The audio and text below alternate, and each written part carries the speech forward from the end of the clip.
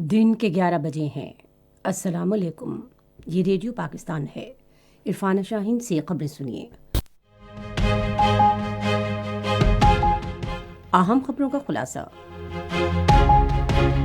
خصوصی سرمایہ کاری سہولت کونسل کی ایپیکس کمیٹی نے ملک میں سرمایہ کاری کے فروغ کے لیے سرمایہ کاروں کو مزید سہولت دینے کی غرض سے مختلف پالیسی فیصلے کیے ہیں۔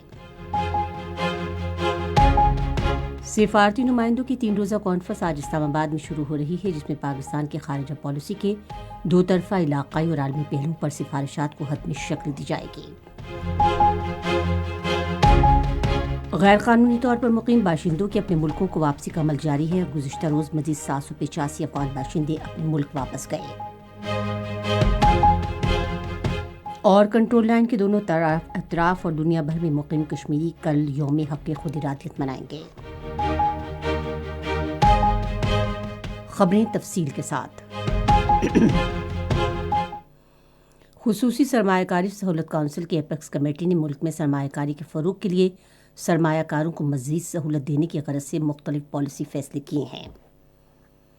خصوصی سرمایہ کاری سہولت کونسل کا اجلاس اسلام آباد میں نگراں وزیر اعظم انوار الحق کاکڑ کی صدارت میں ہوا، جس میں سرمایہ کاری سہولت کونسل کے تحت جاری مختلف منصوبوں اور اقدامات کا جائزہ لیا گیا۔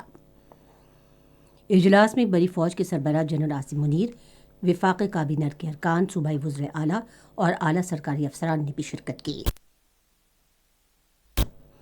کمیٹی نے نجکاری پر پیش رفت کا جائزہ بھی لیا اور مختلف اہم سنگ میل کی بروقت تکمیل میں مختلف شراکت داروں کے باہمی تعاون کو سراہا۔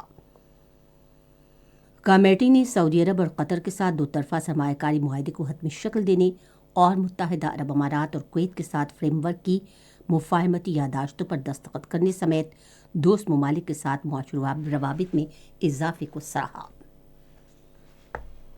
وزارت خارجہ اسلام آباد میں آج 3 روزہ سفیروں کی کانفرنس شروع ہو رہی ہے۔ وزیر خارجہ جلیل عباس جیلانی افتتاحی تقریب سے خطاب کریں گے۔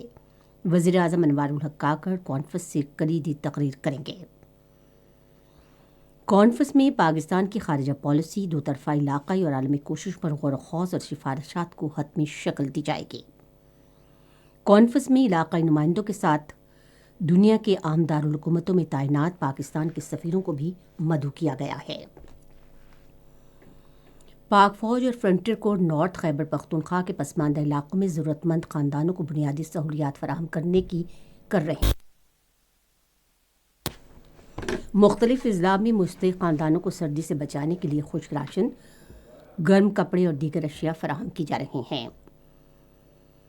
پاک فوج نے غیر سرکاری تنظیموں کے تعاون سے باجوڑ، محمد خیبر، سوات، دیر، بنیر اور چترال کے پسماندہ علاقوں میں ضروری اشیاء فراہم کی ہیں۔ ان علاقوں کے لوگوں نے انتھک کوششوں پر پاک فوج اور فرنٹیئر کورps نارتھ کا شکریہ ادا کیا اور کہا کہ ان کی مدد سے وہ سردی اور کئی موسمی بیماریوں سے بھی محفوظ رہے۔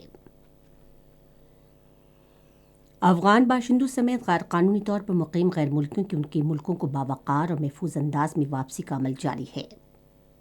تازہ ترین اعداد و شمار کے مطابق گزشتہ روز مزید 785 غیر قانونی افغان باشندے اپنے ملک واپس گئے۔ اب تک 4,58,046 غیر قانونی طور پر مقیم افغان باشندے افغانستان واپس جا چکے ہیں۔ دنیا بھر کی طرح پاکستان میں بھی آج بریل کا عالمی دن منایا جا رہا ہے، جس کا مقصد بینائی سے محروم افراد کے لیے علم تک رسائی کو بہتر بنانے کی اہمیت کو اجاگر کرنا ہے۔ اس سال اس دن کا موضوع ہے شمولیت اور تنوع کے ذریعے بااختیار بنانا۔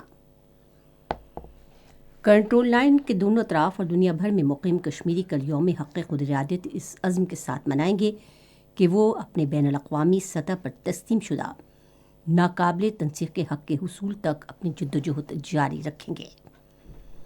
اس دن کے منانے کی اپیل کل جماعتی حریت کانفرنس نے کی ہے۔ اس موقع پر آزاد جموں کشمیر، پاکستان اور دنیا کے تمام اہم دارالحکومتوں میں احتجاجی مظاہرے، ریلیاں اور کانفرنس سمیت مختلف پروگرام ہوں گے۔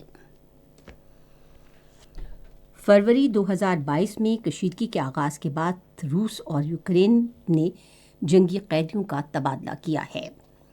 یوکرین کے حکام کا کہنا ہے کہ اس کے 230 قیدیوں کو رہا کر دیا گیا ہے، جبکہ روس نے کہا ہے کہ اس کے 248 قیدیوں کو متحدہ عرب امارات کی ثالثی میں واپس کر دیا گیا ہے۔ خبریں ختم ہوئیں۔